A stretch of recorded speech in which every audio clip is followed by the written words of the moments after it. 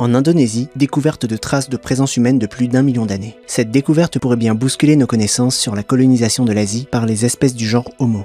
Sur l'île des Célèbes, 7 fragments d'outils de pierre taillée, enfouis dans des sédiments datés d'au moins 1,04 million d'années, ont été exhumés par des archéologues. Ces fragments, d'apparence simple, indiquent que des humains fabriquaient et utilisaient des outils sur l'île bien avant les quelques milliers d'années déjà attestées, car avant cela, d'autres outils datant de seulement 194 000 ans avaient été découverts. We now have some of the oldest evidence from anywhere in this region for the presence of early humans, at least 1 million years old. Now this discovery of 1 million-year-old stone tools in Sulawesi is very important because Sulawesi is the largest island in a region that we refer to as Wallacea.